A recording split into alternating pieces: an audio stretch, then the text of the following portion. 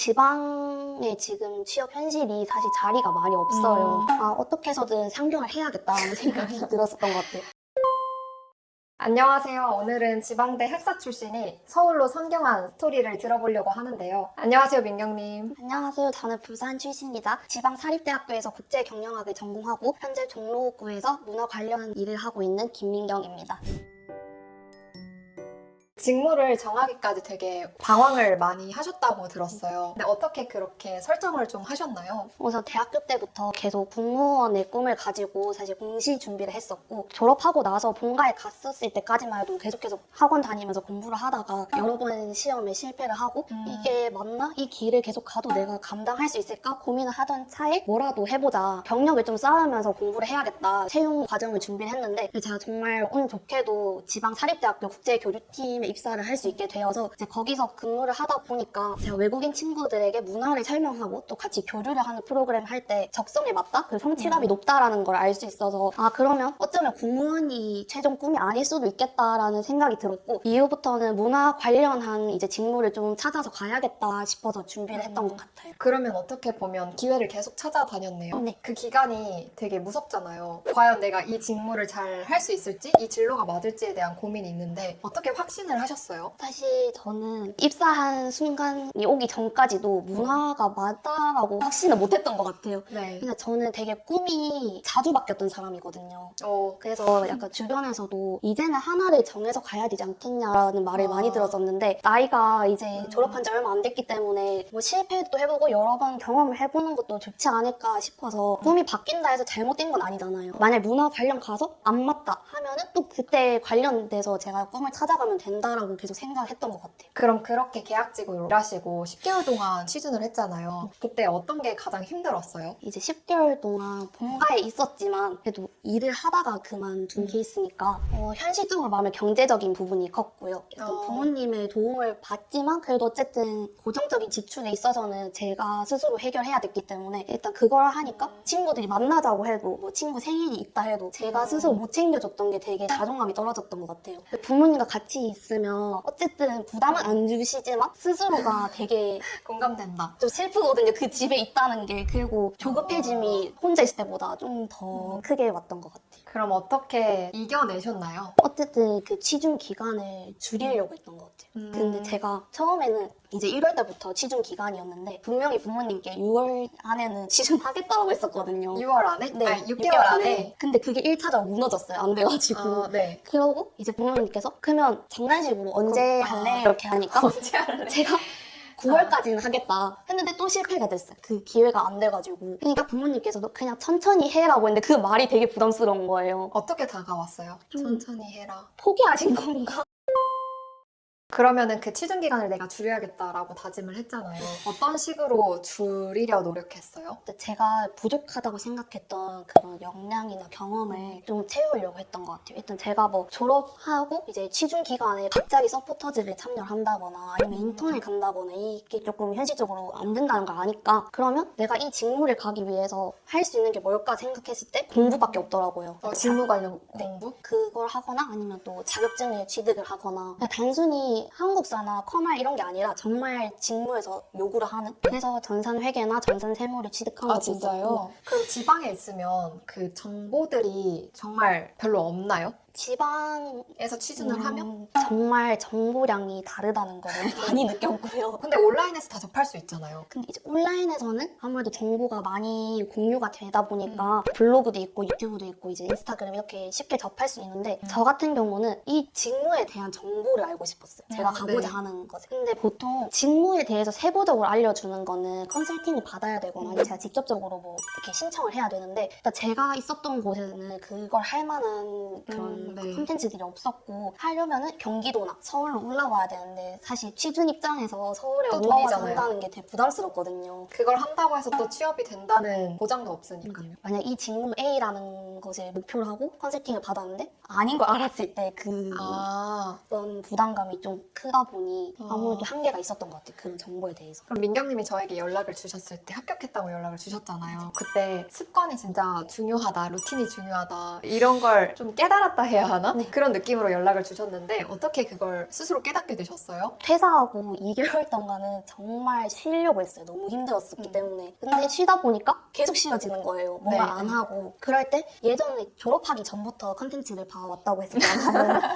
그럼 거의 1년 되셨나요? 1년? 거의 제가 4학년부터 봤으니까 2년? 진짜요? 네. 그럼 저 완전 초창기인데? 네, 챌린지 하시는 걸 보는데 약간 저는 자고 있을 시간에 다들 다른 일어나서 취준생들은 뭔가 하고 있으니까. 하더라고요. 운동도 하고 뭐 음. 공부도 하고 그걸 보는데 나 이렇게 있다가는 목표 하던데 못 가겠는데 생각이 드는 거예요. 그래서 그때부터 그러면 나도 루틴을 만들자. 좀 더 일찍 일어나면 남들보다 서류 하나는 더 넣겠지라는 생각으로 그때부터는 정말 저도 똑같이 아침에 일어나서 기사 스크립도 하고? 네. 그게 실제로 도움이 됐어요? 저는 정말 많이 도움이 됐습니다. 일찍 진짜요? 일찍 일어나니까 정말 그만큼 서류 지원을 더 할 수 있었고 직무를 더 찾아볼 수도 있었고 특히 기사 스크랩 그때 제가 무굴에서 여쭤봤었잖아요. 맞아요. 그거를 혼자서 꾸준히 해왔었는데 제가 이번에 최종 합격했던 곳에서도 관련 이슈를 물어보셨거든요. 면접 때. 그때 제가 기사 스크랩을 미리 안 해놨었다면 다 지원자들처럼 그냥 간략하게만 설명했을 텐데 제가 알고 있고 자신이 있으니까 이제 면접관님과 토론이 되더라고요. 그 진짜요? 상황에서. 그래서 면접관님도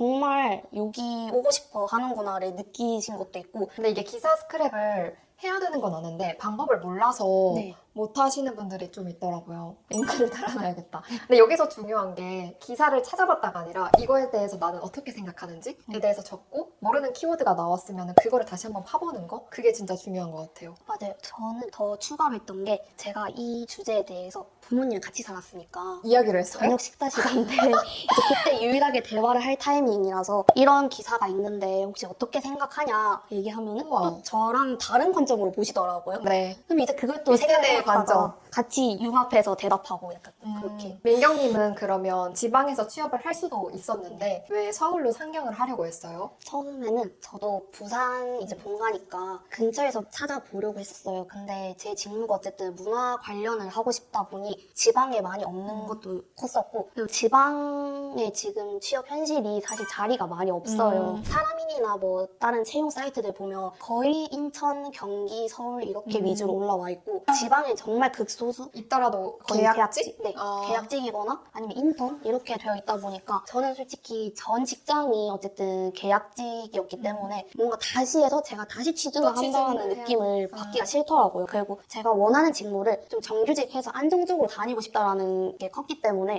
어떻게 해서든 상경을 해야겠다는 생각이 들었었던 것 같아요. 그러면 올라온 거 후회해요? 저는 지금 또 종각역이니까 그 거리를 걸을 때 고층 비딩들이 엄청 많잖아요. 네. 그러면 아침에 출근할 때 보면 엄청 다양한 사원증을 메고 출근하시거든요. 근데 저도 그 사람들 중에 한 명이라는 생각이 아직도 여전히 출근할 때 되면 설레더라고요. 그냥. 그럼 올라온 지 별로 안 됐잖아요. 네. 그럼 기억에 남는 게 있는지 막 지하철이 빡세다, 깍쟁이다. 저는 그게 있었어요. 사원증 딱 목에 메고 아메리카노 하나 들면서 약간 도시유사처럼 걷고 싶다. 이런 게 있었거든요. 근데 기억에 남는 게 있어요. 서울에 있다가. 그게 신기했어요. 지하철을 탔는데 종착역이 다른 거? 종착역이 달라요? 부산에서는 종점까지 갔다가 다시 이렇게 종점을 가는데 네. 여기는 인천행이 있고 뭐 그 전에 끝나는 게 있고 그런 식으로 다른 거예요. 처음엔 아무 생각 없이 탔다가 여기 가는 게 아니라고 이런 역시 것도 있었고 교통. 근데 사람이 엄청 많아서 제가 처음 출근한 날인가? 그때는 제 의지와 상관없이 탑승됐다가 하차가 되는 거예요. 사람이 너무 많아서. 그냥 끌려가는 거예요, 네. 이렇게? 근데 그래서 진짜 사람이 많은 곳이긴 하다. 그러면 이제 서울에 와서 적응을 점점 해나가고 있는데 실제로 취준생 때는 자신감이 계속 떨어지잖아요. 지방에 있으면 더 외롭고 정보도 없고 과연 될까? 이런 생각을 어떻게 버티셨어요? 저도 솔직히 취준하면서 자존감 되게 낮아졌었고 아무도 부담 안 주는데 혼자 부담을 받고 있는 그 느낌이 엄청 컸었어요. 근데 이제 제 주위 친구들, 이제 오래된 친구들은 그때부터 취업을 다 하더라고요, 부산에서. 근데 그게 또 마냥 부럽기도 했었고 그렇게 하다 보니까 저는 공공기관에 대한 로망이 있었는데 자꾸 내려가는 거예요. 여기 길이 아닌가? 내가 가고자 하는 직무도 막 바꾸려고도 생각했었고 다시 공시를 해야 되나라는 생각도 했었는데 제 친구가 약간 지금 느리다고 너가 노후가 평생 이럴 것 같냐? 그냥 다른 사람들은 취업했다 해서 노후가 편할 것 같냐고 그 아무도 모르지 않냐? 약간 이런 식으로 얘기하는 거예요. 근데 제가 제일 기억에 남았던 게 이 순간 또 취준도 나중에 나이 들면 추억이다. 오히려 럭키비키 아니냐?